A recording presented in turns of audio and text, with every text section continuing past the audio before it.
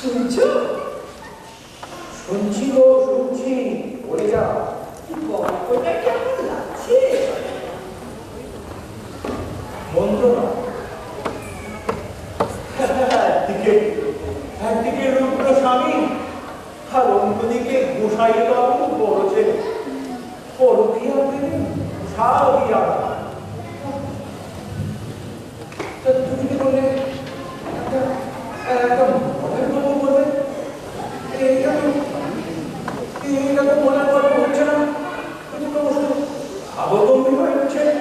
আমার সময় নয়, জীবনে ঘটনা ঘটনা ঘটে যে যেভাবে নেয়। আমার তো বেশ মজাই লাগছে। তুমি নিরস কেন গো? ঘুমে থাকা থাকলে কি আর গল্প হয়? জানো, একজন ডাক্তার আমার কত চাপা বলে না।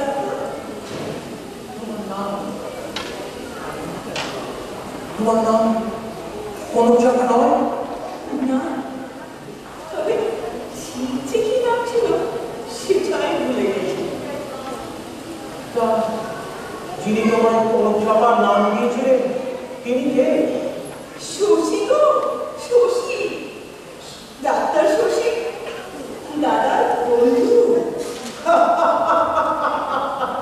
নিজের নামটা ভুলে গেলে, আর এই নামটা তো বলনি। না, কিছু কিছু নাম বলা যায় না। যেমন কিছু কিছু স্মৃতি মরে গেলেও মনে গেঁথে থাকে। তাহলে তো শুনতেই হচ্ছে। মনে হচ্ছে এবার গল্পের পারে হাওয়া লাগতে শুরু করেছে। তা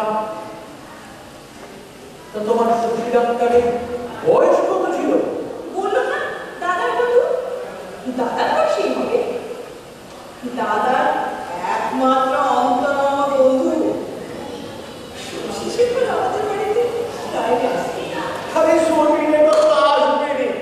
যে ডাক্তার তোমার অমন সুন্দর একটা নাম রেখেছিলেন তিনি তো আসবেনই।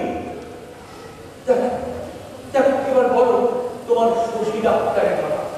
মনে হচ্ছে একটা রোম্যান্সের গন্ধ পাচ্ছি।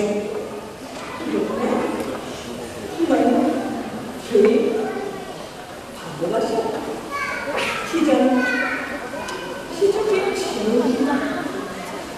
শশী ডাক্তার আমাদের বাড়ির কাছে চিকিৎসা শুরু করে। তার চিকিৎসার ব্যাপারটা চলে, তার থেকে আমাদের বাড়িতে দাদার সঙ্গে গল্পের আড্ডাটা চলে বেশি। সেই সূত্রে আমারও তার সঙ্গে দেখা হতো।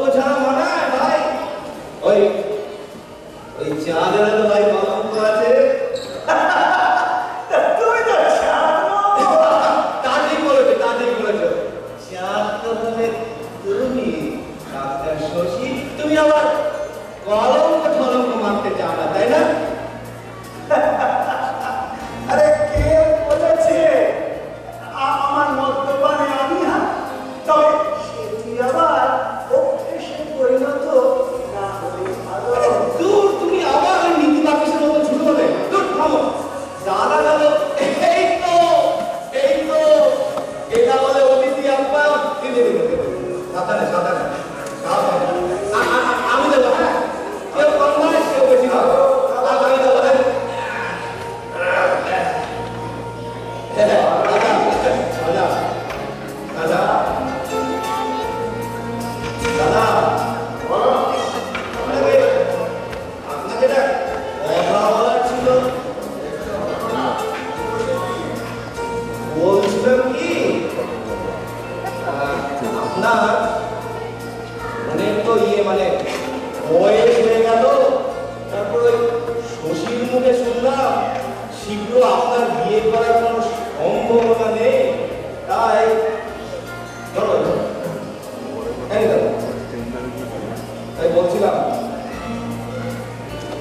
না ভাই,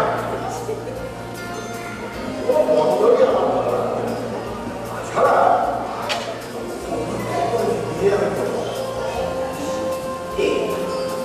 সে তো ভালো কথা হবে না।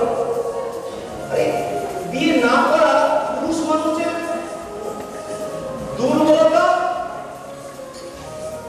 তো এটা ভালো কথা।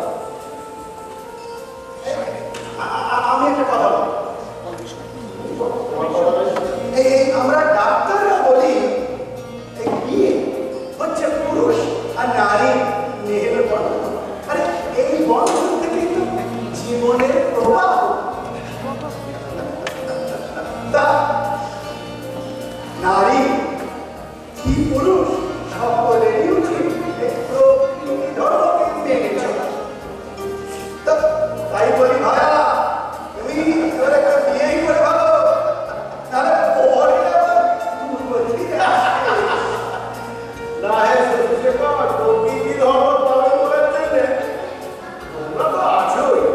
এই কোটি কোটি মানুষের মধ্যে একজন প্রকৃতির নিয়মে বাইরে গেলে মনে হয় না প্রকৃতি খুব একটা মাইন্ড করবে। অতএব আমায় ঘরে রেখে দেবে।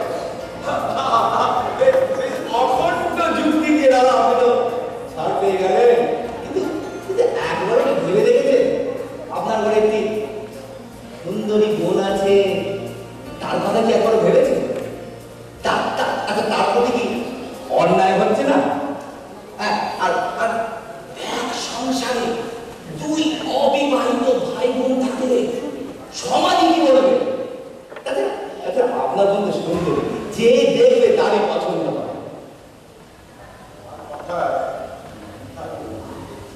আমার বন্ধু দিল এই এই সেই আদিকালের কুসংস্কার নিয়ে দাদা এখন পড়ে আছে। এই অল্প বয়সী মেয়ে, রুগ্ন স্বামী, কমাসের বিয়ে,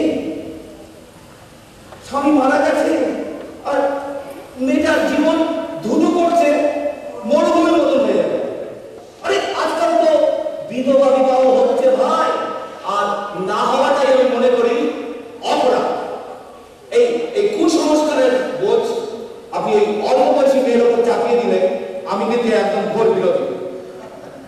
আমার এ ব্যাপারে কোনো সংস্কার নেই, তবে আমার বোনটি রীতিমতো স্বাভাবিক না। আরো তো একটা ইচ্ছা দেখা গেছে। হ্যাঁ, নিশ্চয়ই আছে তার ইচ্ছা। তাকেই জিজ্ঞেস করুন, তে মত দিলে আমাদের জানাবে। আমরা আপনার ঘরে দিকে কথা দেখবো। হ্যাঁ, কি বলো ডাক্তার? হ্যাঁ নিশ্চয়ই, তবে এ ব্যাপারে আমার আর কিছু বলার কিছু নেই। এটা তো সম্পূর্ণ এটা নিজের ব্যাপার। ঠিক আছে, তোমরা যখন বলছো। দাঁড়াও, এবার তাহলে ডাক্তারের দিক দিয়ে, আমার দিক দিয়ে, প্রতি বন্ধুর দিক দিয়ে দাদাটিকে অনুরোধ জানাই, দাদাটি যেন নিজের ভগ্নির জীবনটি মূর্তি না করে তোলে নিজের মতন। বোন মত দিলেই জানাবেন, আমরা তত্ত্ব দেখবো, বিয়ের ব্যবস্থা করবো, সব ভাড়া আমাদের। কি বলো ডাক্তার? অবশ্যই করবো। ঠিক আছে, তোমরা যখন বলছো তখন জিজ্ঞাসা করে তোমাদের জানিয়ে দেবো। তারপরে তোমরা কাজটাকে মানতে বাহ বাহ বাহ।